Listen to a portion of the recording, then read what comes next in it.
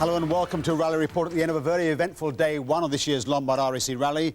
The cars are now safely locked away in the Parc Fermé at Telford. Rally control here in Harrogate is winding down for the night, as indeed it well might. Now, day one is often called Mickey Mouse Day because the cars tackle several comparatively short stages in the grounds of parks and country estates in Yorkshire and the Midlands. And they look relatively easy, but today, with much of the north having enough snow even to keep the Finns happy and the narrow tracks being covered with mud and slush, Mickey Mouse they certainly were not. The cars left Harrogate sharp at 8 this morning and headed out for the first special stage at Lightwater Valley. Now, both the top seeds, Juha Kankkunen and Marco Alén, came out of that stage saying how treacherous it had been. Derek Bell came out in his Vauxhall Nova with a smashed front spoiler and lawn all over the front end because he'd found, like many of the top drivers, that the official tracks were somewhat too narrow for him. Pentti Ricola in his Lancia dived apparently into a cabbage patch because the in-car communications had gone down and he was driving without the benefit of advice from his navigator. But the rally really took its first toll in the shape of Kenneth Eriksson, seeded number 6, driving a Toyota Celica GT4. He went out after just 300 yards, so a very short rally indeed for Kenneth. Now, this is what the leaderboard looked like after the first. It was enough to earn him 9th place overall.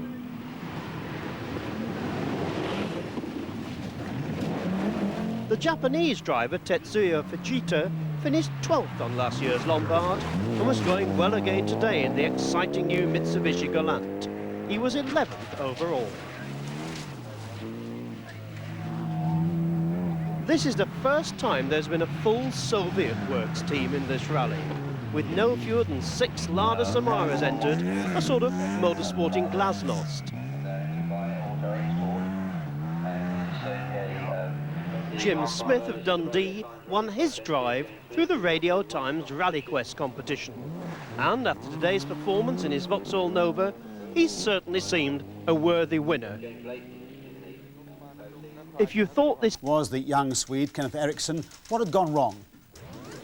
It's a good question. I was only coming 300 meters in on the first stage today, and then the cam belt went off, so the engine stopped, so we couldn't do anything. Did it wreck the engine?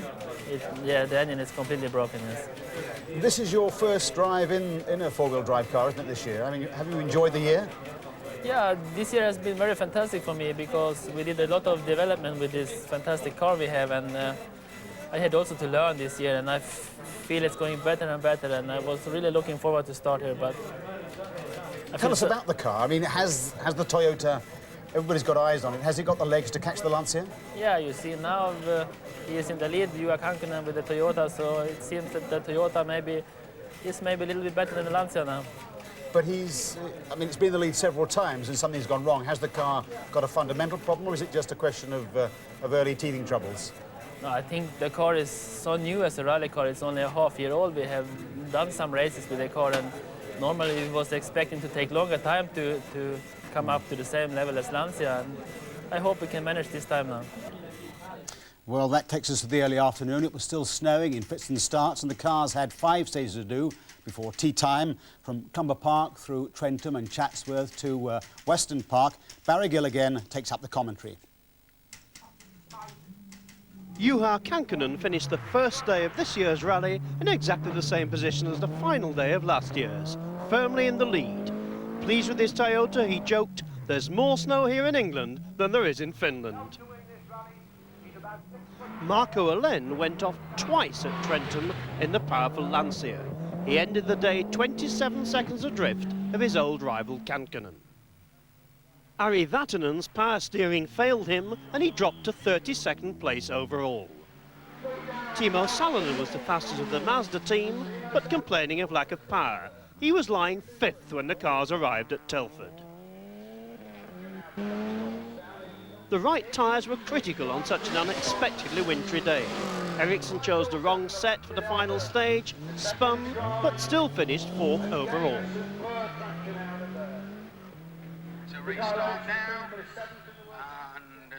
Jimmy McRae's first championship outing in the Toyota sadly ended before the morning was over. His engine blew up on the 4th stage and the British champion's bid for a home win had ended. David Llewellyn didn't have a happy day either in the 2-wheel drive Sierra. He confessed he'd visited many hedges and ditches and finished the day in 20th spot. Hannu Mikkola was happy with his 7th spot in the Master 323.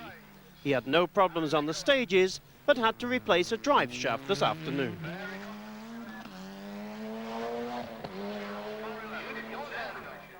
Stig Blomqvist was in 13th place overall and obviously felt himself unlucky to have met such terrible conditions in the conventional Sierra.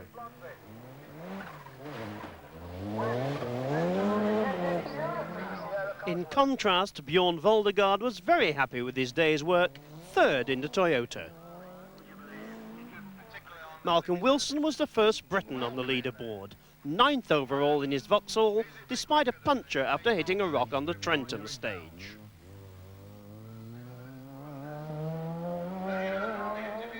Mats Jonsson in 14th spot, one of 12 Scandinavians on the leaderboard. Now just watch Phil Collins and listen to the commentator. Phil Collins. Oh, and he's sideways on into the bridge. Well stuck there. 90 degrees onto the track. What a way to try the steering lock on this car. Will the spectators please stay behind the ropes?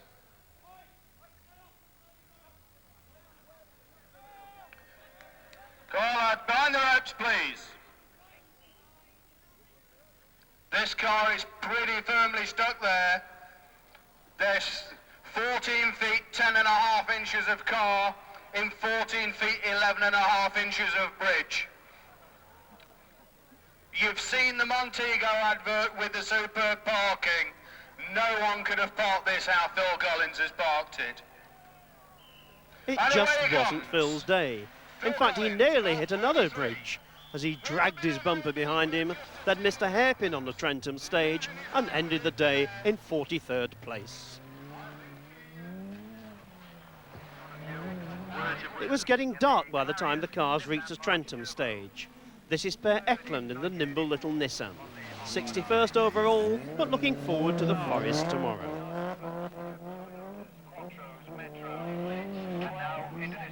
Spain's Carlos Sainz went off at Trentham and lost about a minute, but he still brought his Ford Sierra home in 16th place.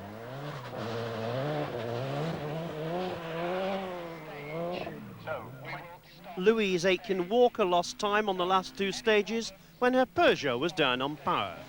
The service crews worked on the problem this evening, and she hopes to improve on her 23rd position tomorrow.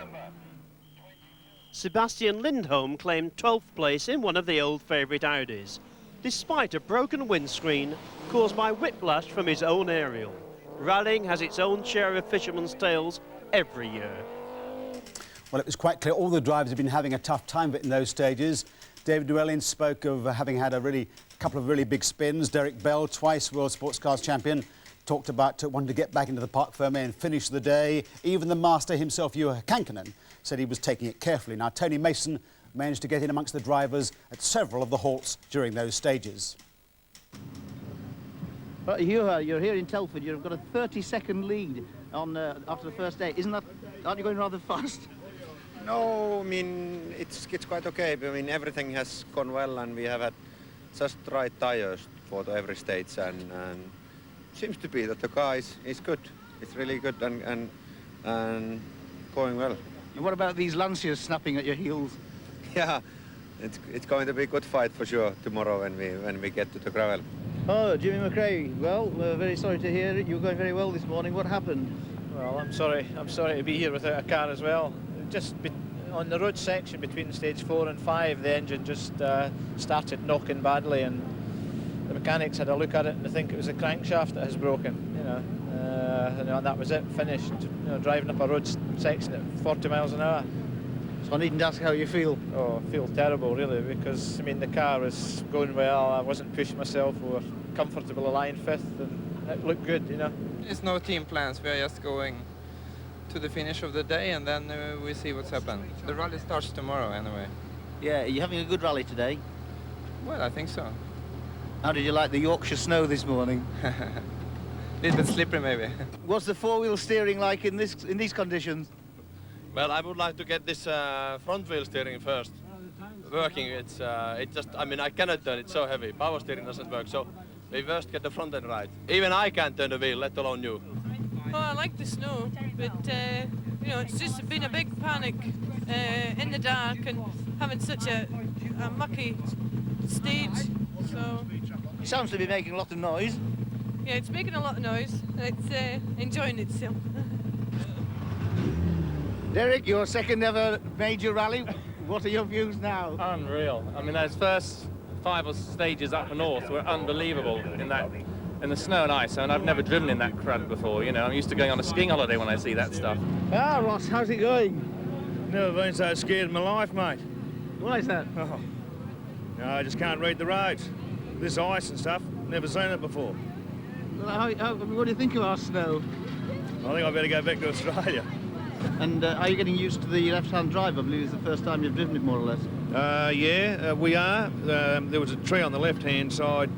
On the last stage, I made sure that I didn't hit it, but we actually got the little one on the right-hand side. Well, there it is, a day of snow and slush and some drama. Despite having Kanken in the lead, it can't be a day of much rejoicing for Toyota, having lost Kenneth Eriksson and Jim McRae so early in the piece.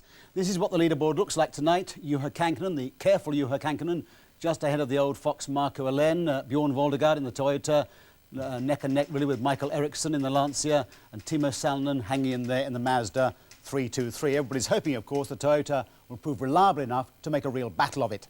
We'll be back tomorrow at about midday or thereabouts on BBC One on Daytime Live, following the fortunes of Judy Spires, who's in car number 163 in the left-hand seat of a Maestro MG being driven by Rob Richards, and again twice later on in the day at 7 a.m. and 10 past 12. So see you then. Meanwhile,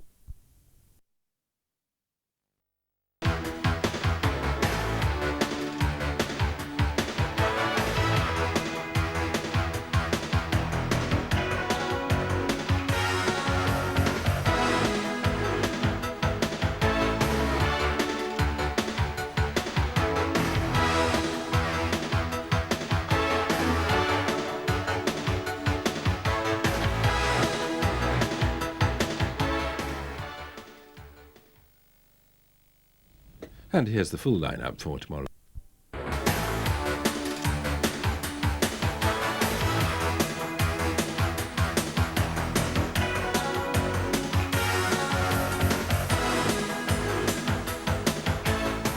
hello and welcome to Rally Report on day 2 of the Lombard RAC. And for many, of course, day 2 marks the real beginning of this event, because that's when the cars plunge into the forest. And today, the ice, the narrow gravel tracks of Hafren and Dovey and the Clocainog Hills took a very heavy toll. The stage reports in the control room here read like a battlefield, and all the lead cars had their moments when they either spun off or clipped trees and logs. Let's pick up the story early in the day. Meherin, a 10-mile long and steeply winding forest stage, was still covered with ice when the lead cars began their day's work in earnest.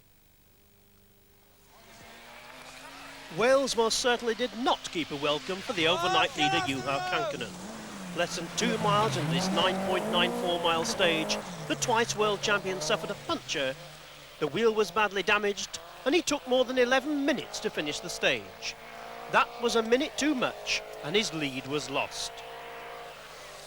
It was the chance Marco Alén had been waiting for.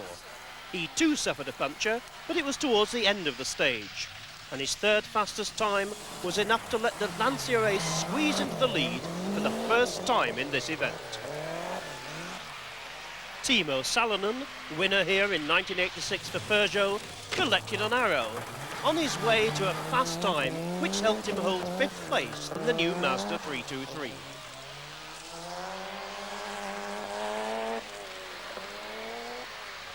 Mikael Eriksson took a mighty swipe at the scenery at this stage, but it certainly didn't slow him down. He set fastest time in the magnificent Lancia and promoted himself to 2nd place overall.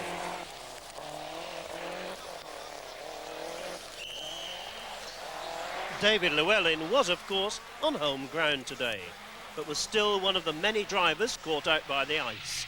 He was quite philosophical about it. I'm sure there'll be a few more spins before the day is out, he told us.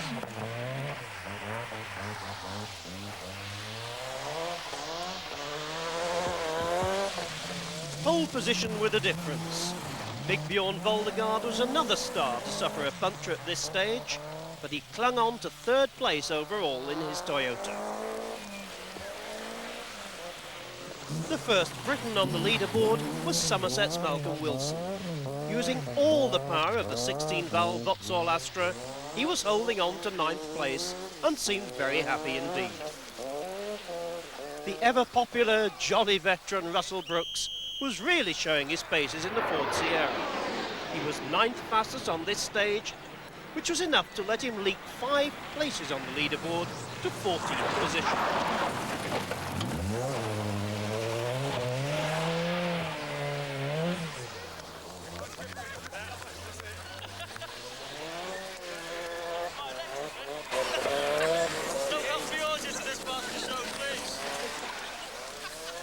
This year's Hafren stages presented 2 contrasting challenges: the icy open moorland of the poetically named Sweet Lamb section and the depths of the Hafren forest.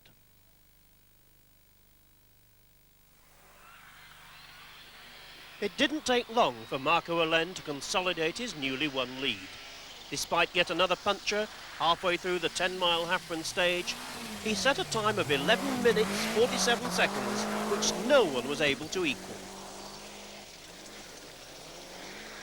In contrast, this was most certainly not a happy stage for Marco's teammate Mikael Eriksson. He had 2 punctures, fuel problems and a damaged rear axle. He had now slumped to 7th spot on the leaderboard. Juha Kankkunen was now giving everything he had to overhaul the Lanciers. He clocked 3rd fastest time on this tricky stage behind Allen and Voldegaard, edging himself into 5th place. Pentti Ricola was enjoying his newly bought Lancia. He was 2nd fastest on this stage with his new Irish co-driver, Brian Murphy. Ari Vatanen was still having to manhandle the exciting new Mitsubishi through the forest because of the power steering problems. The mechanics had already used 10 bottles of top-up fluid. He was 10th fastest on this stage, but down in 18th spot. The now legendary Le Mans hero Derek Bell was treating the forest with extreme caution. Driving the 8-valve Astra, he was 48th fastest through Hafren, but was happy to be still in the rally. He was, by the way, in 57th place. Russell Brooks has competed in more RAC rallies than he cares to remember. He will certainly not forget Hafren 88. His Ford Sierra rocketed off the road, hit a tree, and sadly, the Worcester Drivers' Rally was over.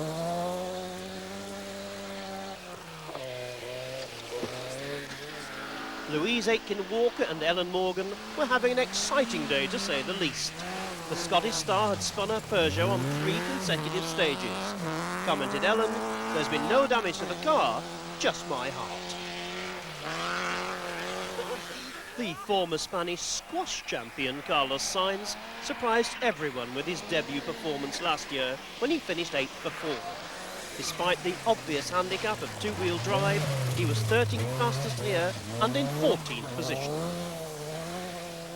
Well, having run the gauntlet of Mahiran and Hafren and survived, the cars next had to face, for some, the even more daunting challenge of Tony Mason's microphone a few miles down the road at Machantlyth. You're taking the lead now, Marco. How much are you in the lead? Well, I don't know. I have also in puncture in first long stage in this morning. The same one that Kankkunen Yes, had? same. And I'm coming about 4 miles and in puncture. But I don't know who's leading now. Maybe I am leading or I don't know. But the car's going well? Yes, very well, thank you. And the big race is on? Yes, still a long way, Tony. Marco's gone ahead of you at this Yeah, stage. and on quite a lot. But we will see. We just try to go now. Have a look in the evening where we are. Which wheel was it? Rear, left rear. Was it a very rough stage? No, it was not rough. I hit the stone a bit too wide and hit the stone and broke it. What are the roads like this morning? Is there a lot of ice? Yeah, quite slippery. Not so funny, actually. Michael, what happened this morning? Well, we have double puncture in the rear. Two at the same time? Yeah. Well, one after 1 mile and the other one after 6 miles, and it was a 10.6 mile long stage. I mean, it's just incredible. Armin, you're setting a blistering pace. How are you getting on this morning? Yes, nice, very slippery, and now fantastic for me. You're one of the big stories of the rally. We've never seen you before in Britain. Why is that? Yeah, I drive before only in Germany. The stages have been extremely slippery out there this morning, and the first one was ever so bad. The next one was a bit more grippy, and we had a bit of an attack on that, and noted that we beat both Di and Mark on that one, so felt, you know, maybe things are starting to come together. And on the next one, about 2/3 of the way through the stage, a downhill section to quite a tight left-hander, and we just dropped the back wheels over the edge. They just pushed a quattro out of the same hole, and we were just balancing on our belly, and we had to push ourselves back down into the hole to get back out again and drop nearly 5 minutes. So the attack isn't paying off quite so well anymore. That brings us to just after midday and the very considerable challenge of Dyfi Forest. 38 miles in all, nearly all gravel and notorious for its difficult tight bends and steep drops. Barry Gill again picks up the story. Marco Allen increased his lead to 2 minutes with some inspired driving. Fastest on all 3 Dyfi stages. Juha Kankkunen leapfrogged back into 2nd place, half a minute ahead of Voldemort. The new master hasn't got the better of the Lancia often this season, but Hannu Mikkola won his personal duel with Pentti Ricola to take 5th place on the heels of his teammate Salonen.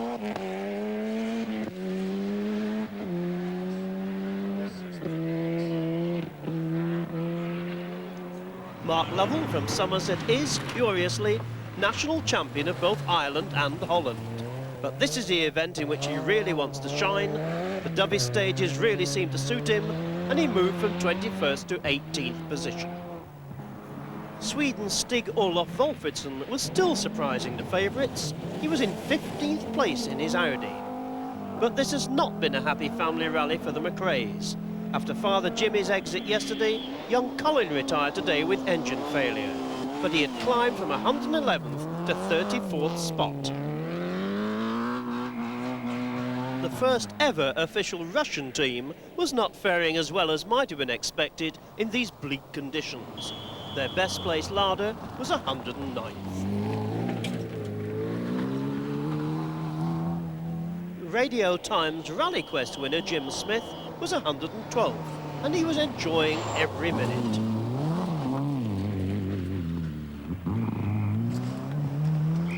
Rob Richins and Judy Spires in the daytime live car were still going strong.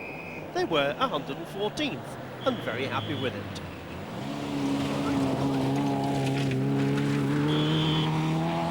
Belgian Robert Droogmans nearly lost it here, showing us just how treacherous Dyfi can be.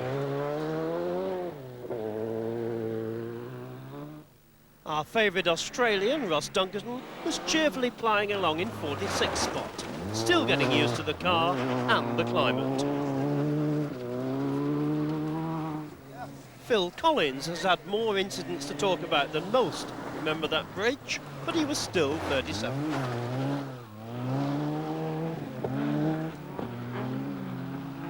Stig Blomqvist is showing all his old skills. Gaining a place on every Dyfi stage, he was now in 8th spot. German rally champion Armin Schwarz was obviously enjoying his first British rally. A dark horse, 7th overall. So these early Welsh stages have given everyone a great deal of trouble, including the flying Finns with four-wheel drive, the acknowledged experts on this kind of terrain. So how have the back markers been faring? Well, the short answer, of course, is badly. John Greenarch, for example, lying 77 in his Peugeot 205, said he'd parked on a pile of logs at the side of the road to admire the view, of course. And Roddy Menzies, lying 59th in his Sierra 4x4, said he'd gone off so many times he'd lost count. Now, Tony Mason managed to speak to some of the drivers as they came out of Dyfi. We've just been hearing you've been having some excitement. Yeah, on the last Dyfi stage, we got caught out on a very, very icy downhill square right-hand junction. The car went into it okay, and then it just started to slide a little bit wide on the sort of black ice. And I thought it was going to go into the undergrowth, and I thought we were going to struggle to get out. But actually, once it got onto the side of the road, the wheels just dug in, and it actually put the car on its side. So very lucky. There was a lot of spectators there, and they were very, very good. And they put us back onto our wheels very, very quickly. We've dropped about a minute to Stig, but I think still sort of 10th and quite close. We're still quite close behind him. And you left them your back window as a souvenir. Yeah, I'm sure they've got plenty of pieces of glass there. What position are you now? At the moment, I've no idea, because there's quite a few cars behind us. But I would say maybe we've just crept into the top 20. So we're going to see a big push when you get up to Scotland. Well, I hope so. I think the Scottish contingent will push the car around even if something happens. The Louise Aitken Walker fan club. Well, it's more the family. It's that big. Go on. So, what do you think of the Welsh Forest then? Well, mate, it probably would have been cheaper for me to just sit on a merry-go-round for the first 3 or 4. Spent a fair bit of time spinning around today. But the last 2, last one was bad because the tyres were getting down a bit. Lucky we got these tyres on, otherwise we might have had a few crashes. But the second last one was good because we actually saw some dust and it was dry. That's the best one so far. Is this your first event here? Yes, first event. And also, I hadn't not so many experience for ice condition. I don't like it. Don't you have snow and ice in Japan? Of course we have snow, but we don't have so many rally in winter. I don't like it. So that brings us to the early evening, and there were still 6 stages to run, 2 in Penmacno and 4 stages in the Clocainog Hills, some of the most difficult stages in the rally, and some of them to be tackled in the dark. Aled had now stretched his lead to almost 2 minutes over Kankanen, but only 15 seconds separated the 3rd, 4th and 5th drivers. Barry Gill takes up the story again. Ari Vatanen was back in this event for the first time since 1984, and he was delighting the thousands of spectators with his familiar flair in the not-so-familiar Mitsubishi. 7th fastest here, he was in the top 10 overall for the first time.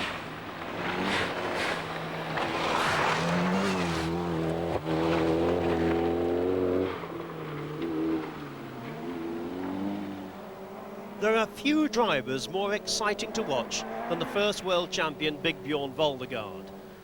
Chasing Alain and Kankanen in 3rd place, just watch the way he handles this big, powerful Toyota.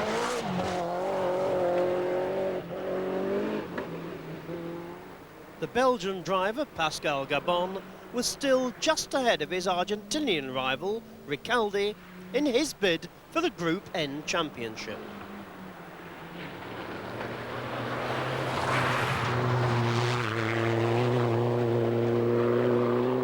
Amazingly, Marco Alain has never won this event, but his determination to put that right showed in his pace today.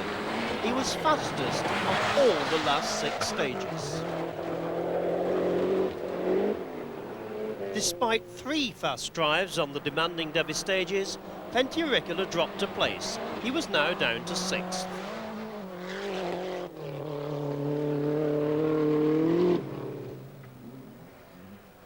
It was getting dark by the time the experienced Mats Jonsson reached the stage.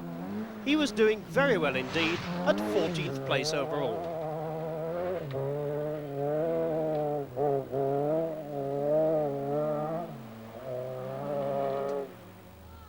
As the day drew to its close in the forest of Clocainog, Marco Alain was still very much in command. But trouble hit Kankanen, as a split housing in the transmission resulted in oil gushing out as quickly as it could be poured in. Kankanen lost his 2nd place and dropped down sadly to 6 overall. Jorge Ricaldi of Argentina had to use his initiative to overcome a broken throttle. He resorted to using a piece of rope to operate it. Conditions in the north of Wales were very treacherous, with cars struggling for grip on the very slippery surface. The 2-wheel drive cars were, of course, particularly affected. Well done, Marco. You've had a fabulous day. Any problems at all? Well, no. I have, in only, like in everybody, in really slippery road and maybe tomorrow more. But, car is going well and tires is fantastic and I hope Alain is not taking mistake. So you're looking forward to the rest of it? Well, yes. Like today is really good day for me and also in our team and only that's a pity in Ericsson is going off, but you never know and you have in English weather. And there's been a lot of punctures today. Have you not had any? No, I have in first long stage in this morning, but I have in some special compound and snow, and that's mean. But really, Michelin is fantastic now. You went very quickly in Mid Wales. Did you slow down as you came north? Well, I have coming last 4 now in last 4 stage very slowly, and I have in also in quite safety tires. It's not coming puncture and like that, and that's mean tomorrow is new day, and I am ready to go tomorrow also. Great, thanks, Marco. Problems you have? Yes, some kind of problem. We just heard a clanging noise from the front of the car 3 stages ago, and the car was on fire. We don't really know what it was, but now I think they changed the transaxle. So have you lost a lot of time on the last 3 stages? Quite a lot. We have been driving really slowly just to get here. So where does this put you overall now? I don't really know, maybe between 10 and 20. Well, after the longest single day of the entire rally, 96 stage miles in all, and certainly one of the toughest, this is what the leaderboard looks like. You can see how the Welsh Forest have changed the batting order. Marco Alen now 3 minutes 50 clear, 3 minutes 30 clear of his nearest challenger. He'll sleep easy in his bed tonight. 45 seconds separates the next 4 drivers. That's how knife-edged it is. Juha Kankkunen now 6 minutes off the lead, but no doubt pleased to be there in his flaming Toyota. That's really all for today. We'll be back tomorrow, or dare I say later today, on Today Live at BBC One about midday, and later on at 7:20 p.m. and 11:20 p.m. on BBC Two. So see you then. Good night.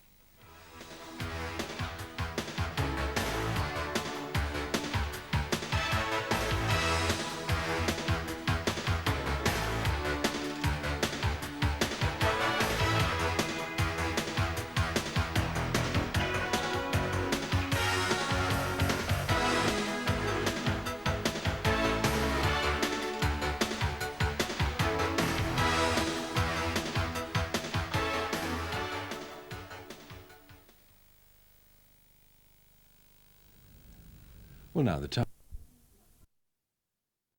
The third day of the Lombard REC Rally, and even as we come on the air, the back markers are still pulling into the Parc Fermé in Carlisle after a long, hard day's work in the Lake District and the giant forest of Kielder in Northamptonshire.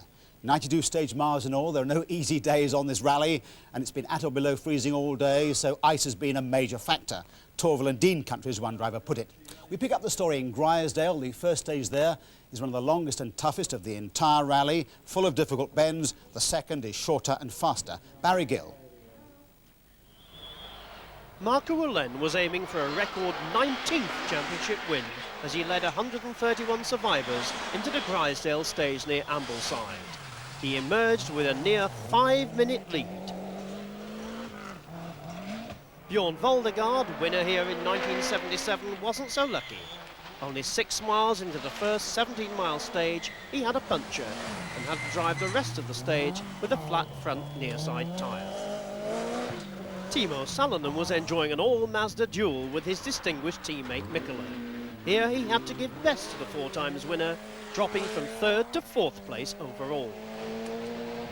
The new Mazda achieved its first victory of the season in Australia earlier this month, but the team is still looking for their first European victory. Mikkola's form in the Forest certainly raised their hopes. Pentti Ricola was a puncture victim just 3 miles into the first stage. He had to stop and change the tyre, which cost him some 3 minutes. He was only 58th fastest and dropped down to 6th place. Juha Kankkunen was 2nd fastest on the first Grisdale stage and tied with Elaine on the 2nd, to overhaul Ricola and take 5th place. German champion Armin Schwarz continued to impress. 3rd fastest through Grisdale, he comfortably held on to his 7th place. Stig Blomqvist, 8th overnight, was not happy about the conditions. Still the leading Ford, he dropped to 9th place at the end of the Grisdale test.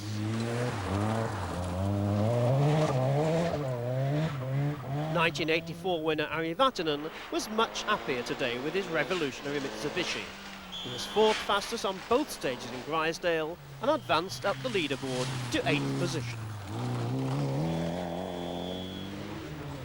Cumbrian Malcolm Wilson, despite a power disadvantage, was the fastest of the 2-wheel drive cars on both the Grisdale stages, maintaining his 10th position. Welshman David Llewellyn was 13th overall, after his home stages. And despite nudging a banking in Grisdale, he held on to this place, chasing hard after Sainz.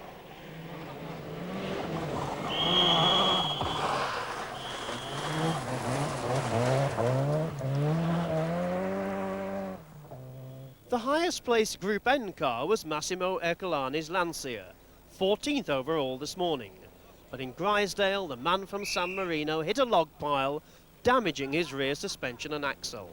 He somehow managed to crab his way through the stage, 121st fastest, and dropped to 42nd overall.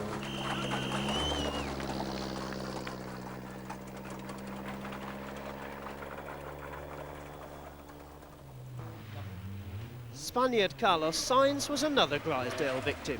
He spun backwards into the trees, damaging his Sierra, and could only manage 21st fastest time.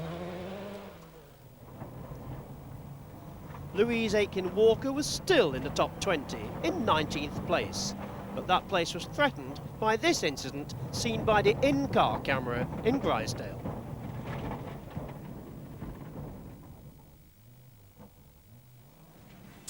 Well, all the trouble and strife in the Welsh Forest yesterday had sliced the field down to 131 cars at the start today. The ice in Grisdale picked off 6 more, so under the halfway stage in this rally, fully a third of the runners had fallen by the wayside.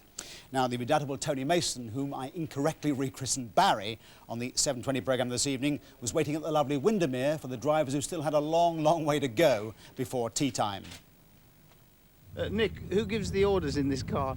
Well, it's an interesting debate. It depends whether we're airborne or not. You see, John's a helicopter pilot, so when we're airborne, he gives the orders, and when we're on the ground, I do. It's an easy split that way. We heard you had some excitement in Wales. Well, we had to resort to spectator power in Hafren 2 yesterday. We took and landed on top of a log pile on a very slippery left-hander, and no spectators in the immediate area, and I thought, this is it, we're going to be out. Nick jumped out of the car and screamed at the top of his voice, and you'd never know where they come from, but like lemmings, about 40 people arrived, and they bodily carried the car about 15 metres back onto the track. Nick got his leg in and we were gone. Sergei, the unique Soviet servicing arrangements, what is the problem? We have not problem, but it's, we have prophylactic service, only prophylactic. I see. Now, how are you enjoying the rally? Very good, but it's a little cold here. Little cold? You should be used to this. This is like Siberia. No, from Siberia, this weather same in summer. Not much cold. Oh yeah, it's much harder. It's much slipperier in there. I wouldn't have believed it would have been so slidey in there. Just black ice. But of course, we gave you a big training program, but you never actually had any ice and snow driving. No, none at all. just having to take things as they come, that's all.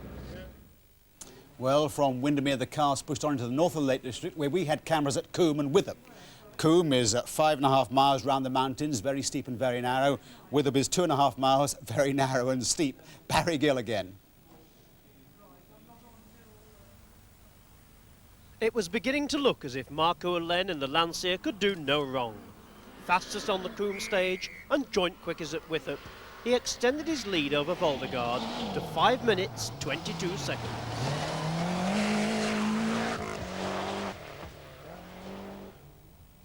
In fact, Bjorn Voldergaard was not making any impression on Len.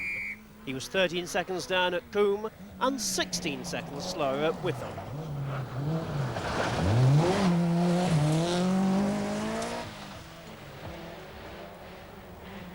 Hannu Mikkola was not only keeping fractionally clear of his teammate Salonen, but he was now chipping away at Voldergaard's second place. Salonen was obviously enjoying his duel with Hannu Mikkola, faster than the veteran at Coombe, but having to give best at Withop.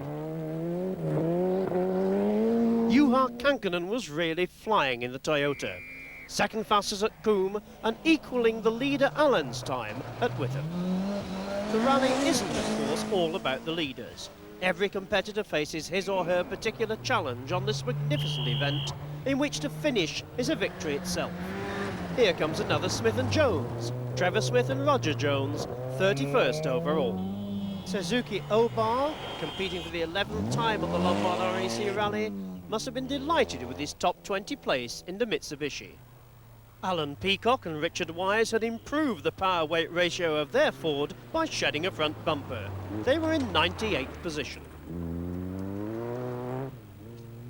Yet another of the squadron of Ford Sierras which have proved such a popular choice for this event. Jeremy Eason, partly sponsored by the Air Force, had reached 94th spot. There's no more cheerful entry than the thalidomide victim Ken Ridley. Known affectionately as the Flying Postman, he was 91st overall. Another rally faithful, Harry Hockley. Despite a puncture and a gearbox change, he was running 41st in his Vauxhall Nova. Well, as I'm sure plenty of people have told you, the stages are treacherous. I mean, for me to learn the rear-wheel drive again, with, you know, I mean, the car's got so much power and all this sheet ice, it's very difficult. In fact, I've been getting a bit dizzy. I've been spinning so much on the stages that it's a job to keep the car in a straight line. Best way to describe it, I think it's like a wild animal trying to get away from you, and the damn thing keeps biting me all the time as well, you know. So it's quite difficult. Morning, girls. Now, what have you been doing in the Lake District? Slipping and sliding off the road, I'm afraid to say. We just came round this corner, it was that icy that we just slid off the road, and the car was parked with all wheels off the ground, so we had to get a lot of people and lift it onto the road, and we lost about 2 minutes, but we're here, safe and sound. Hello, John. Hello. How are you going now in the Skoda? Oh, not so bad. We have been very lucky with the conditions. Lucky? Yes, it's slippery and nice, and that suits this car very well. And suits you? Yes, well. Here we are from Scandinavia, and we are driving on these sort of roads for 4 months of the year. Morning. And how do you like the Lake District then? I think it's the most beautiful countryside I've ever seen in my life, but it's not so much fun up on the top. But you got rid of all the ice now. You did very well yesterday. Got rid of what ice? You've got to be joking. Do you want to come up, jump in the back? I mean, it's the most unbelievable you've ever seen in life. You just arrive at a corner and it's sheet ice. You can see where the cars have all been going, boom, straight in the bank, boom, straight in the bank. You come through and you think, I can't go, and then you go, slide straight into it and have to find first and come out. You can tell whether it's really bad, you can tell by all the crowds, you know. Let's go, got a rally to do. Now, the Lombard RAC is full of stories of cars that have been virtually rebuilt on the side of the road. Often they're dark, sometimes when the rain has been coming down like stair rods. One car yesterday, for example, had a full piston replacement in just 63 minutes. I wish my local garage would work as fast as that. But over the past 2 days, these behind-the-scenes crews have really performed miracles, as Tony Mason has been finding out. Now, you might think this is an ordinary common or garden Peugeot van, but you'd be wrong, because inside here are enough parts, tools and other paraphernalia to make the average small garage envious. It's one of the vast army of service vans that are sent out by the works teams to look after the rally cars. All the parts are kept inside, strapped neatly to the wall, quick release ties so they can be got off at a service point. The steering rack here, that would be changed in about 10 minutes. Gearbox linkage, that would be fitted in about 5 minutes. Even the suspension legs and so on, that could be 5 minutes. And would you believe a gearbox could be changed in just 19 minutes? In the back of the van, there's the all-important generator to provide power and spare body panels that might need replacing. Now, you'll notice how neat and tidy and clean it is in here. It's just like a surgeon's operating theatre. Everything's got its own little place. All the nuts and bolts and bits and pieces all have their own compartments. And as well as looking after the cars, the mechanics have to feed and water their drivers. And would you believe that even the teaspoons have their own little holder? And this particular beverage has another use, because in the event of oil getting in the clutch, this can be poured in and it flushes it out. Well, those service crews are about to come into their own, because that brings us to mid-afternoon and the lead cars are about to tackle the 5 long stages in the giant Kielder Forest. 4 in the dark, all of them very icy. Arlena Dow bit up a lead of 5.5 minutes. Valdegar was fighting off the twin challenge of Mikkola and Salonen. We pick up the story at Kershope. 10.35 miles of narrow, twisting gravel and mud and ice. Barry Gill. There was quite a contrast between the parkland stage of Lowther and the Kershope Forest section, which had needed snowplows to clear it. For once, Vatanen was not the fastest, and his lead was cut to 3 minutes.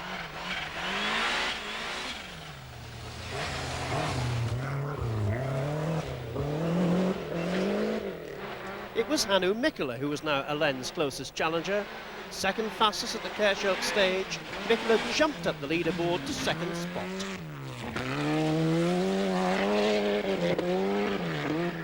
Juha Kankkunen had not given up hopes of victory in the Toyota. The twice world champion was fastest at Lauder and fourth fastest at Kershaw. This snowy stage was not kind to Bjorn Voldegaard. He put his Toyota off the road and lost nearly 2 minutes before he was able to finish the stage, sadly back in 5th place. The first non-Scandinavian on the leaderboard is still Germany's Armin Schwarz, a brilliant third fastest in his Audi at Kershope. It promoted him past Pentti Ricola to 6th place. Ricola was continuing to have a luckless day in his privateer Lancia. He had a puncture here, losing a minute on the leaders. This grim stage was also a fierce test for Ari Vatanen. He had to drive 10 miles without the benefit of a clutch, but still clocked 4th fastest time. The top Briton Malcolm Wilson not only had a spin here, but unkind spectators even threw snowballs at him. Despite that, he managed 13th fastest time and ended the stage in 11th place. Even the Finns are full of praise for the driving of this man in the two-wheel drive car.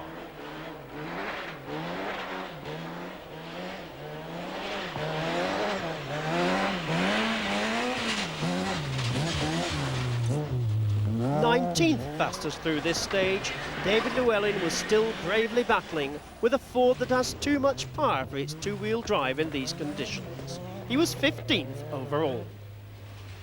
Michael Eriksson's younger brother Martin in 24th place in his Audi. Sadly, Kershope was to see the end of Louise Aitken Walker's brave drive, and equally sadly, our in-car camera saw it all. 3, 2, 1, go! The daunting Kielder stages lived up to their fearsome reputation yet again. In fact, there were so many changes on the leaderboard that people began to wonder what on earth was happening out there. The man who suffered most was the rally leader Marco Allen. His 5-minute lead melted away as he first struck gearbox trouble and then was reported to have a puncture on the final stage. It was the chance Juha Kankkunen had been waiting for. First he split the Mazdas of Mikkola and Salonen and then set about the task of regaining the lead that he'd lost on Tuesday. Timo Salonen was one of a host of drivers who came off in the middle of Kielder. It lost him 3rd place, and he only continued with the help of enthusiastic and strong-armed spectators. Ari Vatanen was plagued with even more mechanical problems on the Mitsubishi. After fighting with an impotent clutch, he lost his starter motor as well. And the sad news for British fans is that David Llewellyn lost his unequal struggle with the Kielder Forest and his rally ended early this evening. Kielder had done its very worst, and remember, the rally is only halfway over.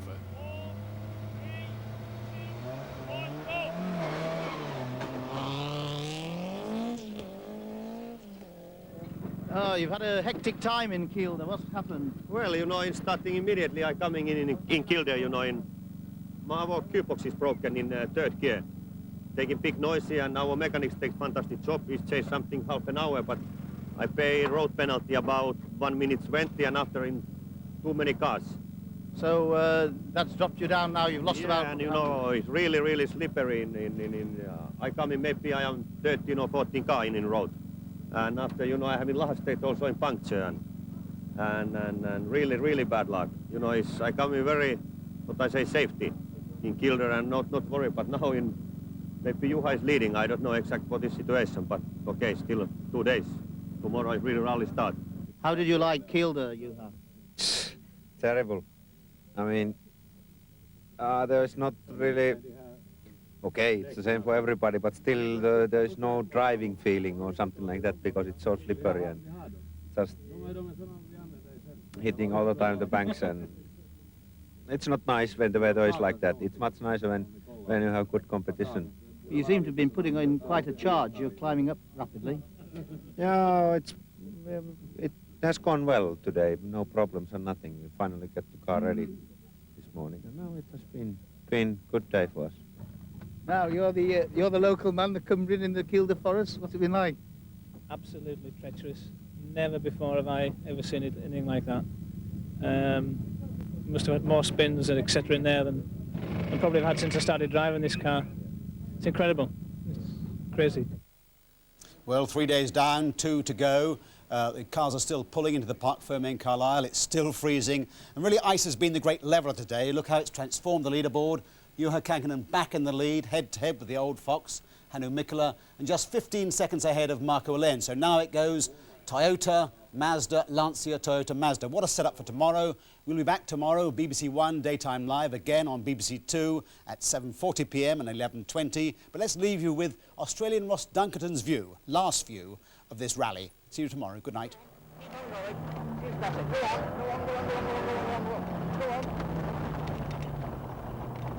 Go on, not too bad. Go on, left. Go on in that pitch, go on, in there. Go on. Come on! A 2 left. This is.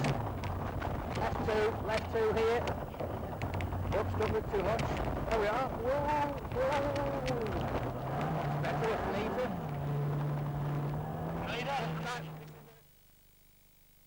And here's the complete lineup for tomorrow.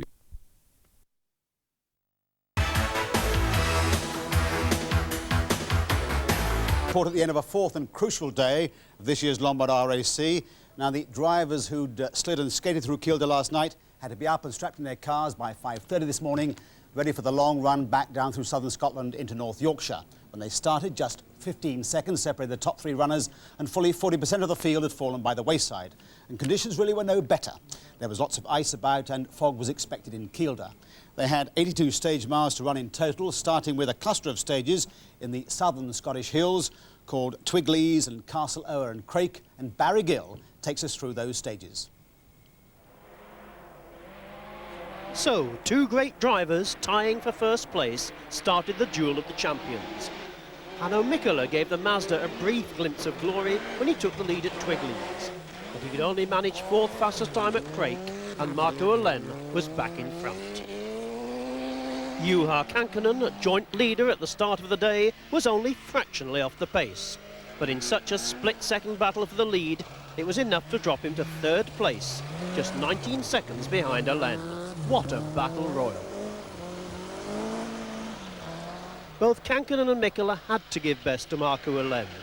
Starting the day 15 seconds behind his fellow Finns, he was clearly the fastest and squeezed into a 2-second lead. Bjorn Voldegaard was the only one of the leaders not to have actually led the rally outright, but he was handily placed to pick up the pieces should any of the Finnish front trio fall by the wayside. He was less than 2 minutes behind Alén. Timo Salonen in 5th place was still trying to make up the time he'd lost through his Kielder excursion on Thursday. Pentti Jurikala hit trouble here at Crake. He could only manage 28th fastest time and dropped to 7th place, just ahead of Mikael Sandstrom in the Mazda.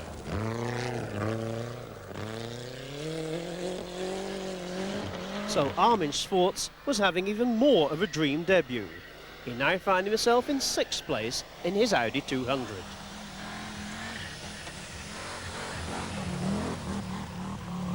Sadly, Crake was to signal the end of Ari Vatanen's adventurous rally in the new Mitsubishi. He'd set fastest time at Twigleys and was challenging for 8th place. 3rd fastest here, the fan stopped, the engine overheated, and his rally was run. Stig Blomqvist had been 11th overnight, but quickly benefited from others' misfortunes. He leapfrogged to 9th place as Malcolm Wilson had suspension trouble and Vatanen retired. Carlos Sainz was chasing hard after his illustrious teammate, 12th fastest here and 11th overall.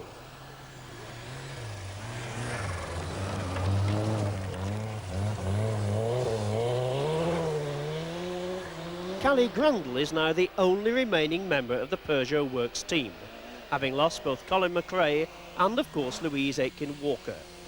The 40-year-old Swede, 5th here in 1986, was now in 14th place. They moved on to the 2 most northern stages of the event, Yare and Elibank, not far from Peebles. Now watch the lead change as Marco Allen hits a patch of ice at Elibank.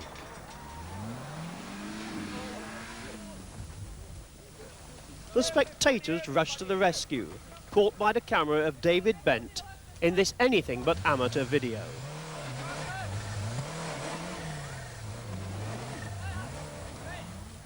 But it took 5 minutes of manpower to heave him out of the ditch.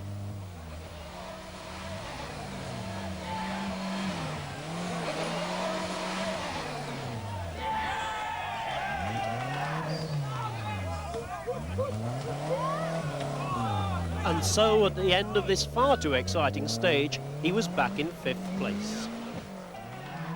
Now Hannu Mikkola found himself back in the lead again, after setting a punishing pace through this 10-mile twisty stage. Is he on his way to a record-breaking 19th World Championship win? The scene was set once again for the duel between the two great Finns in two very different Japanese cars.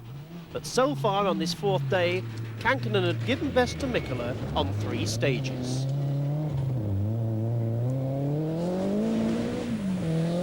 Now just look at how close Timo Salonen was to ending his rally.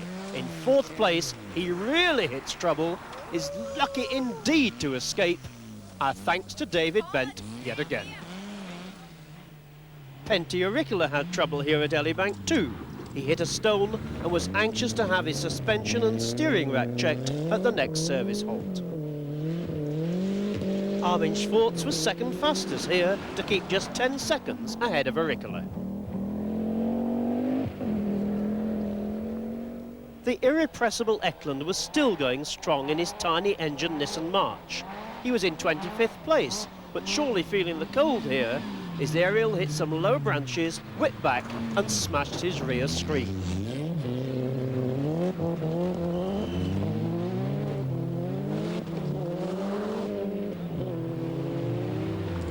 This is Somerset's Mark Lovell, now proudly the highest placed British driver, 21st overall in his Ford Sierra. Is there no end to these Ericssons? Mikael Ericsson's younger brother Martin was now up in 17th place in his Audi. We are of course used to seeing Norway's John Haugland claim a class win in his sturdy Skoda. He was 16th overall and looking for his 100th class win in total.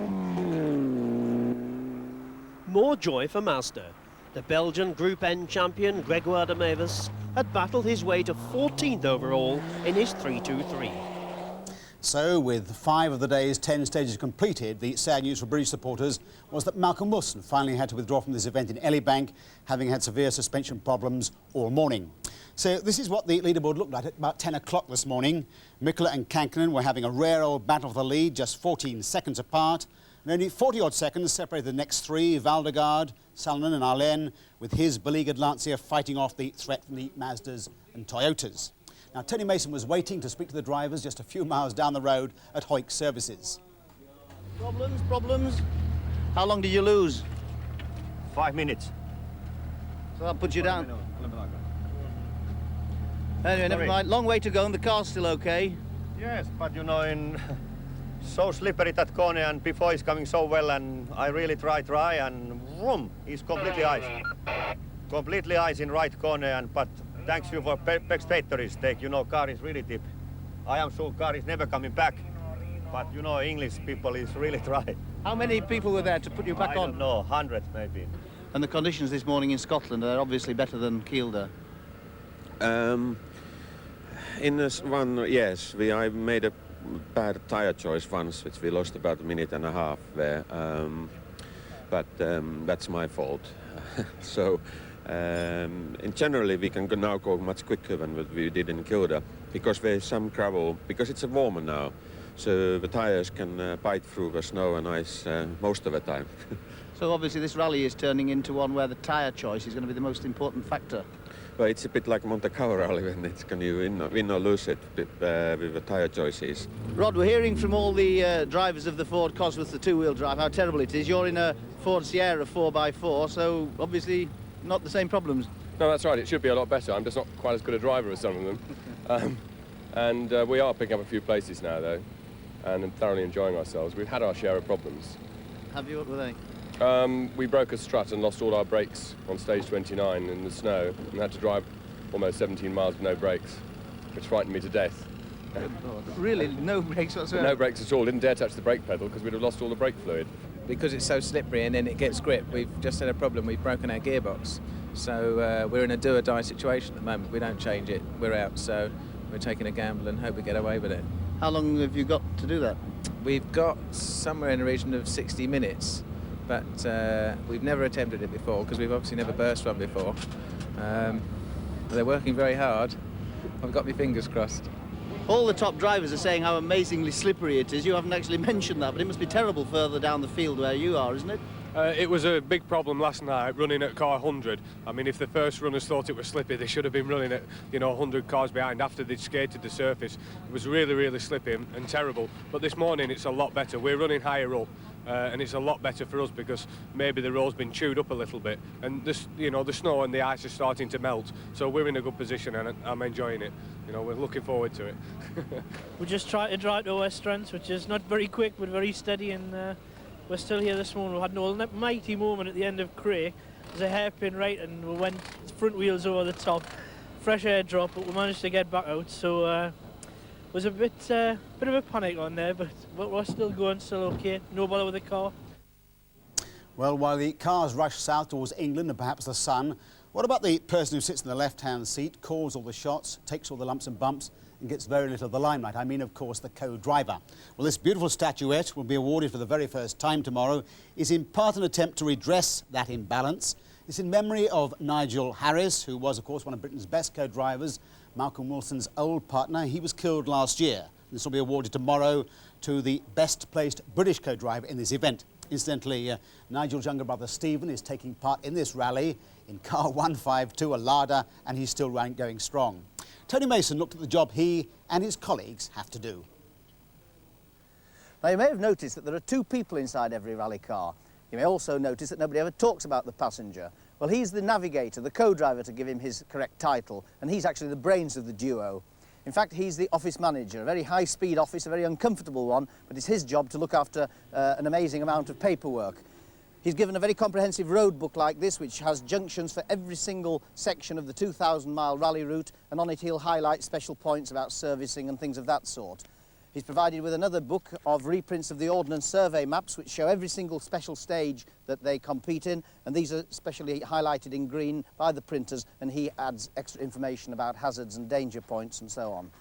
He will have a set of 50 Ordnance Survey maps, just in case he does get lost. He can always resort to those to find his way round. He'll have this time card where he records the time of all his stages and also those of his competitors. And inside there's a whole lot more paraphernalia. Mike, what's all this then? This is probably the best box of tricks we've got. That's a trip meter that tells me the actual distance we're going at any given time. And on the floor down here, I can automatically, with my foot, zero it so I can keep counting more accurately. And then it's a very noisy rally car. So during the road sections, we put these ear defenders on, which are plugged in rather like an aircraft microphone, so I can talk to David when I'm on the rally itself. And then a very important piece of equipment is my crash helmet, Yeah. which is also radio linked, both to my management team and my service crew, and of course to the driver as well, so I can read the pace notes and all the information to him. And then my box of tricks down here with all my maps and everything you've been describing, and a little bit of storage space, and that's basically the office. So now you know how it's done. And Tony Mason, of course, won this event some years ago, sitting beside the great Roger Clark. So that brings us to late morning and time for the second bite at Kielder. 3 stages, Walk Up in Scotland and Raw Hill and Reesdale in Northumberland, not Northamptonshire, as has sometimes been said on this programme. Ballygill again. Snowy Reedsdale saw Juha Kankkunen with a 17-second lead over the master. And now he cunningly played an after-you game, letting Mikkola start the stages first. No fun at all in these treacherous conditions. On a seesaw day, Hannu Mikkola increased his lead to more than half a minute at walk-up, but then lost it 2 stages later after 2 very slow runs. He'd chosen the wrong tyres, and that mattered. Marco Allen started these 3 stages in 5th place after his Elibank incident, and drove like a man inspired. He was fastest on all 3 sections, climbing back to 3rd place. Timo Salonen earned his 4th place in the second Mazda thanks to 3 scorching drives. He was never out of the top 3 fastest times. Bjorn Valdegaard could do nothing to prevent Alain usurping his 3rd place. He had 2 punches on the walk-up stage, which cost him a precious minute and dropped him to 5th.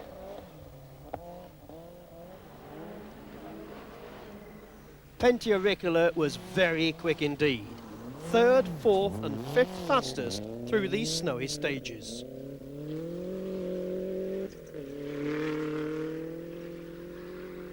Armin Schwartz, so long the unexpected star of the rally, lost ground at the aptly named Raw Hill stage. He was only 19th fastest, and so close to the competition, it dropped him to 7th place.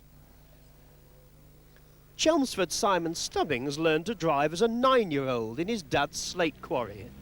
Now, 17 years later, he found himself in 27th place in his Group N Mazda. Aldershot driver John Leopard played the Good Samaritan at Redesdale, towing 2 other competitors back onto the road. The first man to rally a Peugeot 309 in Britain, he was still in 51st place. There are just 2 all-female teams left. Carol Vernode and Dilys Rogers in the Citroën. They have a slight communication problem. One speaks no French and the other no English, but somehow they've made their silent way to 49th. Grandad Basil Wadman is the oldest man in the rally, but won't own up to his actual age. We don't think it's 86, which is where he's lying at the moment in his Peugeot. The saddest story of the day was the dramatic departure of Dundee's Jim Smith, who won his drive via the Radio Times. They plunged into the river at Harwood, but emerged unhurt after their over-enthusiastic rally baptism. Paul Croxton and Steve Chapman from Stafford were so delighted to win an entry for the rally, they decided to collect for children in need. Note the non-aerodynamic teddy on the roof. They were 91st overall. The penultimate stage of the day was Harwood, just north of Newcastle. Yet another forest stage. The rally book warned it could be icy. It was right. Rally leader Kankkunen was lucky in his choice of snow tyres for the last 2 stages. Second fastest at Harwood, he had to be content with 6th fastest position on the final stage. But he told us, the car feels good and I'm confident for tomorrow. Anu Mikkola was outmanoeuvred by Kankkunen and was put through the last 2 stages first. It's a nightmare to be the first car through, he said, clearing the snow, the slush and the ice for the others. The transmission broke on Marco Alain's Lancia on the Harwood stage, dropping him to 4th place overall. He had a new half shaft fitted at the service halt and clocked fastest time at Hampsley to snatch back his 3rd place. Timo Salonen set quickest time at Harwood, which lifted him back to 3rd place, until Marco Alain squeezed by him again on the final stage. Pentti Riikola ended the day in exactly the same position as he'd started it, 6th overall. It doesn't really seem to be very good progress, he said, but it's good practice for tomorrow.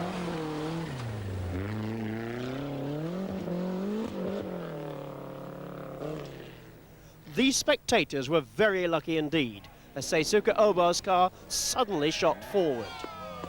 Undaunted, they rallied round to push him out, but they were lucky they were able to do so. It has gone quite all right. We have had our own problems now on the last 3 stages. First we took the not the snow tire, and in this wet condition we should have done it, so we dropped 1 minute. And I think on the last one I was very slow, and I think one part of the reason is that I was first on the road, and you know, nobody has opened it, and it just you can't get through. Well, you are remarkable here at concert, and you climbed back to the 1st place. What's it been like? It's very difficult and slippery, and there's been more difficult than yesterday, because you have to choose the right tires, and we had done some mistakes, but the others as well, I think.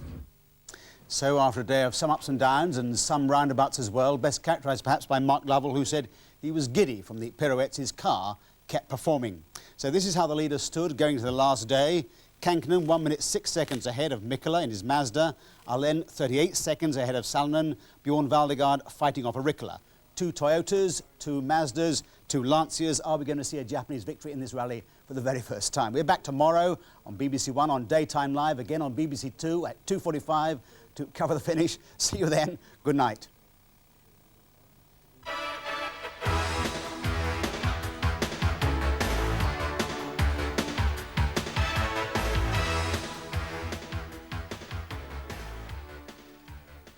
Fifth and final day of the Lombard RAC. Now, when it started this morning at 4 a.m, as the car set out for the closing stages in the North Yorkshire Hills, no one had yet got clear at the top. Kankkunen was just 1 minute 6 seconds ahead of Mikkola, and Alén was just 38 seconds ahead of Salonen. There were 83 stage miles to run. It was dark and still freezing hard when Barry Gill picks up the action at the third stage, Gale Rig.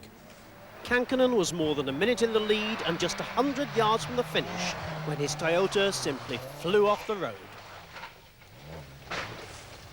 The Finn had hit a mix of ice and frozen snow, crashed into the ditch and hit a small tree. The oil cooler was smashed and he dare not restart the engine. Try it if you get it started.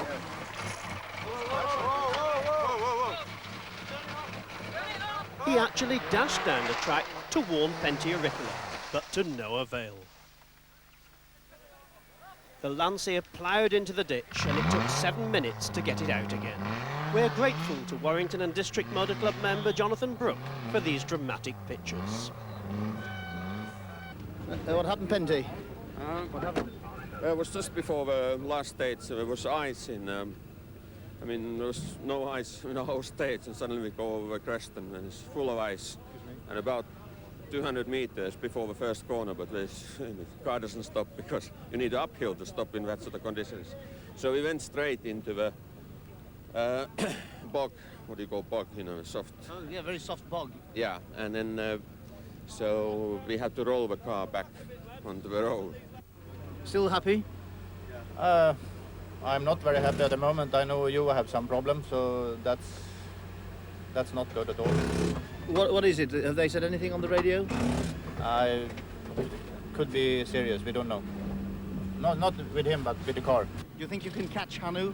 Well, I don't know what is I having now in different Hannu and me, but you know, really slippery corner in finish line, and also last year Eriksson accident. I don't understand why not taking in Stuart in this corner in caution, you know, something. You know, it's really there was really no sign, no caution sign. Nothing. It's so dangerous. You've got you're 2 minutes behind Hannu.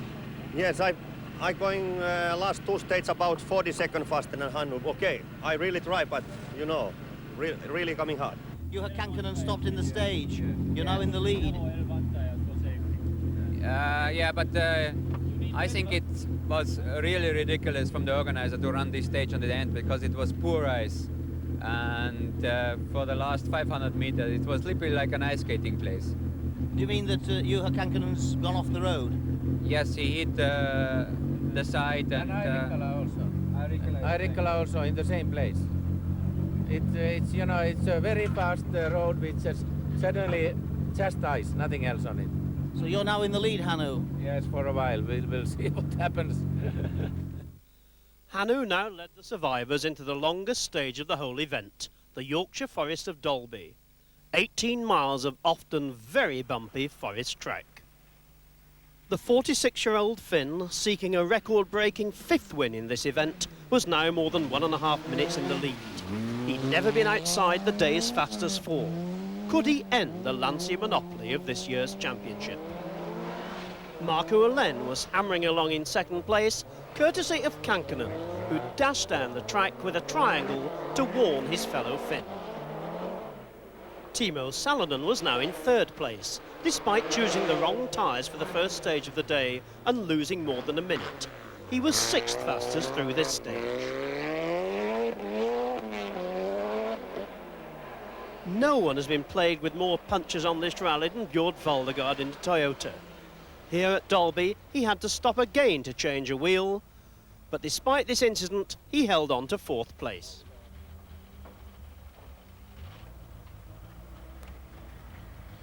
West German champion Armin Schwarz continued to surprise the more established stars, both with his pace and precision.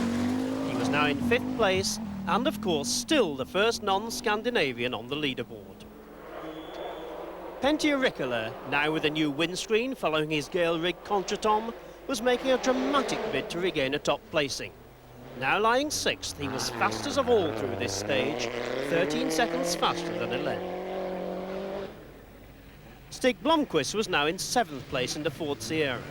Although we've said it many times on this rally, it's worth repeating that his has been one of the bravest drives, coping with 300 horsepower and only 2-wheel drive. Mikael Sundstrom and co-driver Juha Repo were 8th overnight in their Mazda, but became the 3rd Finnish crew to come to grief. Despite these desperate sidecar-style measures to keep the car going on just 3 wheels, it was an unequal struggle. From Dolby, the challenge switched to 3 tight stages, 10 miles in total at Wycombe, Langdale and Pike Hill. Hannu Mikkola entered these stages with more than a minute-and-a-half's lead from Hélène, but at Langdale it all went wrong. After surviving snow, ice, fog and slush in his Mazda, he finally succumbed to the sunshine. As he rounded a bend, the low morning sun hit him straight in the eyes and he piled off the road. His dreams of a record-breaking 5th win had been dashed. Marco Hélène now found himself with a 3-minute, 12-second lead and the chance to give Lancia their 10th championship win of an amazing season. Timo Salonen was now the leading Mazda, in 2nd place, waiting to pick up the champagne if anything should happen to Hélène. Bjorn Valdegaard, with no fewer than 15 championship wins to his credit, now found himself in 3rd place in the Toyota. Pentti Riikola was trying everything he knew to make up for his Gale rig excursion. He started these stages in 6th place, but emerged in 4th spot, and at Pike Hill was fastest of all. So, despite helping hands, Hannu Mikkola was not going to be the first driver to win 19 championship rallies. The sun was so just on my eyes, I didn't see the bend at all. And when I put the reverse gear, something broke there in the gearbox, so that's it. I think so, yes. Last stage in Hannu is off in a road, and I don't know what happened exactly in Hannu, and Kankkunen off in this morning in very slippery corner, and Riikola, and you know, here is incredible. That's naming, like in Italy, everybody say casino. Nobody knows, or Russian roulette, you know, and nobody knows what happened in next stage. Yes, it's all a lottery, isn't it? Sorry? It's all a lottery. That's really, you know, I have a lead until Tuesday before Kilde, 6 minutes nearly. I lost everything, and I am behind Juha in 5-6 minutes, and everything, you know, that's a really, it's nice rally and also tough rally for me. It's really, you know, I hope this next 4 stage is going well, not coming, no technical problem. Timo, it's all happening here in Yorkshire this morning. Yeah, this rally is incredible, you know. You never know who is leading. After every stage, many things happen, but very, very difficult stages. How hard has it been, this event? Very hard. I promise you, very, very hard. And for me also, I don't have a lot of experience with this. No, I think after this rally, I learned a lot of things. So, at stage 48, with Kankkunen and Mikkola's ambitions having slipped away on the ice, this is what the leaderboard looked like as the car set out for the 2nd and final lap of the Yorkshire stages. Marco Hélène now with a 3-minute cushion over Timo Salonen, who's just stuck in there throughout the rally, and Bjorn Valdegaard now well clear of Riikola after that terrifying roll into the bog. We pick up the action again at Dolby, 2nd time around. Marco Hélène entered the Dolby Forest still nursing a 3.5-minute lead. Nursing must have been the operative word. He was obviously content to let Riikola set the pace, determined this year to get to the finishing ramp. Now let us concentrate on the battles raging further down the field for class wins, according to the capacity of engines. Mats Jonsson won the Group A 1.6 litre to 2 litre class. He was 9th overall in his Opel Kadett. The winner of the Group A class for cars between 1300 and 1600cc was the Russian Sergei Aljasov in one of the official Soviet Ladas. 3 of the Russians finished.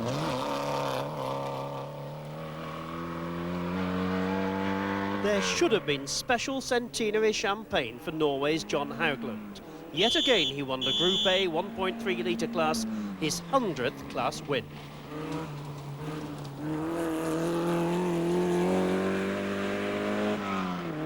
The winner of the Group N over 2 litre class, an overall Group N winner, was Belgian Gregoire de Mavis. A superb end to his first full season of rallying.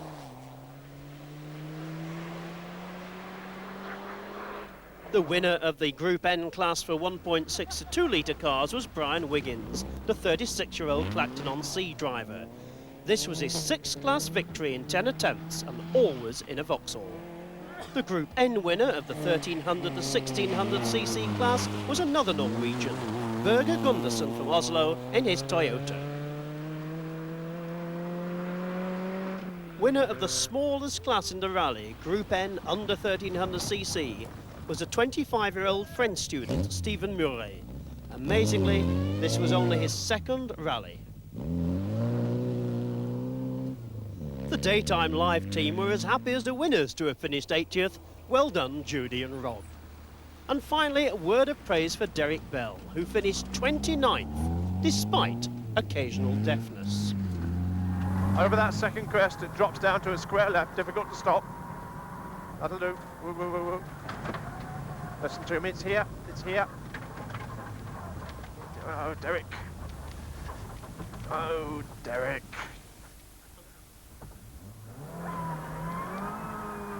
Just listen to me more, please.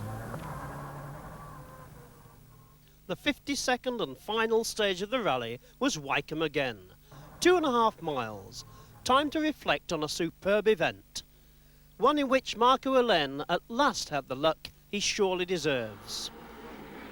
At the 15th attempt, he not only won one of the most dramatic rallies for many a year, but also helped to rewrite the record book. Lancia have now won 10 of the 11 championship rallies this season, and Allen at 37 has an amazing 19 World Championship event wins to his credit.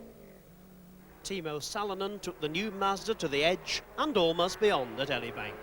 Quickest on no fewer than 4 stages, he must have made the Japanese very happy. Surely he and Mikkola can be relied upon to give Mazda their first championship wins next season. Bjorn Voldegaard at 45, the oldest man on the leaderboard, needed every ounce of patience and the lessons of 22 years of rallying to persevere after at least a dozen punches.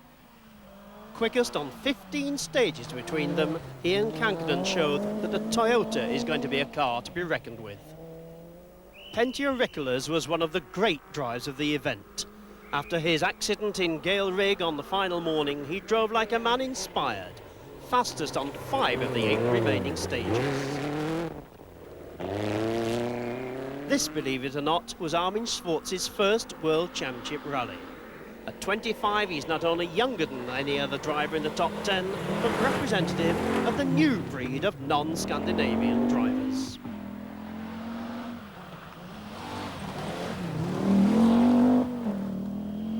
Stig Blomqvist's 6th place not only helped Ford take the coveted manufacturer's team prize, but also helped the team finish runners-up in the World Championship itself.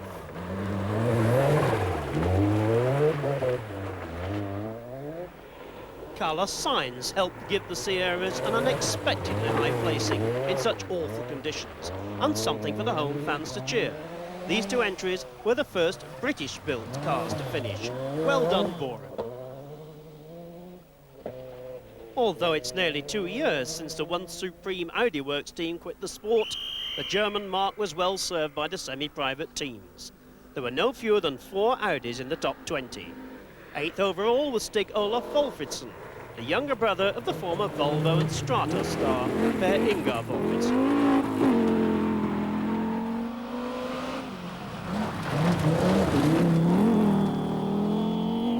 Well done, Marku. The dream has come true at last. Well, yes, many years I try, and now I'm everything okay. I am really super happy. How does it compare with all the other rallies that you've won, so many? Well, maybe that's really, like in European, is most difficult, you know, in your condition here is so much, you know, snow is not big problem, but ice is terrible. That is taking it really slippery. Well, you've won the big one at last, and it's fabulous. What's next? Well, I know in next week I start in Monte Carlo, what is my first Swedish rally, but, you know, next year is again. And what's your big ambition now? Well, you know, I win now in RIC, that's my program also. I'm missing only Safari and Monte Carlo, and after I win, I have everything in my hand. Well done, the top Brit. Yeah, not high enough though, is it really? I mean, it'd be nice for a Brit to finish in the top 3, or even win it. But so what went wrong? The weather went wrong. Oh, Bill Giles, whoever gives the forecast, should have sorted it out. I mean, it was just a nightmare. So with this weather now, we're ready to start the rally. But never mind, that's the way it is. We learned a lot. Are you glad it's all over? I was just starting to enjoy it. But it'd be nice to have the rest anyway, and probably go out and enjoy ourselves tonight. So Marco Alain rolls towards the finishing line here in Harrogate, at last achieving the ambition that's eluded him for so many years. And the driver, they say, with the rallying skills of a Finn and the temperament of an Italian. And so ensuring the most dramatic Lombard RAC of recent years, full of the most remarkable changes of fortune, dominated from first to last by the wintry weather that gripped most of the country. Even the Scandinavians were reduced to skating about on the ice.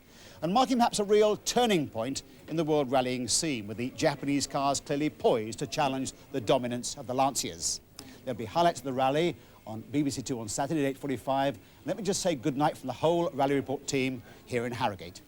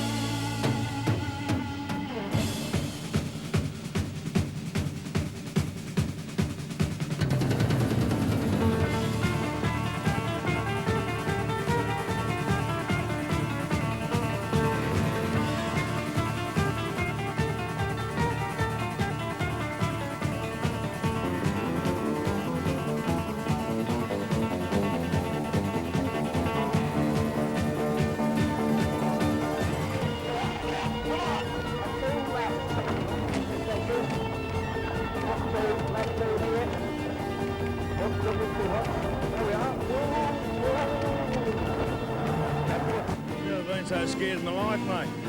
Yeah, it's making a lot of noise. It's enjoying it still. I hadn't not so many experience for ice condition. I don't like it. Let's go. Got a rally to do.